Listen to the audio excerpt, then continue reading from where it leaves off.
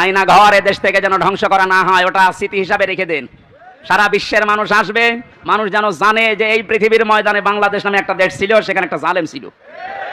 মানুষ কত কঠিন হৃদয়ের হলে আয়না ঘর বানাতে পারে, আমার মাথায় আজও ধরে না। আমান আজমির ঘোষণা শুনেছেন কয়েকদিন আগে, একটা মানুষ কত বড় কষ্ট পেলে কথাগুলো বলতে পারে বলেন। অনেকে বলছেন আমরা মাফ করে দিলাম। হ্যাঁ, মাফ করে দিয়েছেন, ঠিক আছে।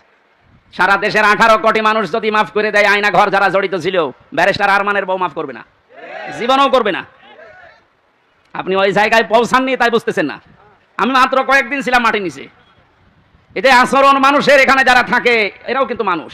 এরা শুধু একটু উপরে উঠবে, পদ পাবে, এই কারণে এত কঠিন আচরণ করতো। মুফতি ফখরুল ইসলাম আমার সাথে ছিল যতদিন, উনি বলছিল ভাই আমার নিয়ে এই পায়ের ভেতর দিয়ে হাত দিয়ে সামনে যে রড আছে রডের সাথে লাগিয়ে তালা লাগিয়ে দিত। 24 ঘন্টা তালা লাগানো। পায়খানা প্রসাবের জন্য মাত্র 1.5 মিনিট সময় দেয়, খাবারের জন্য অতটুকু সময় দিয়ে তার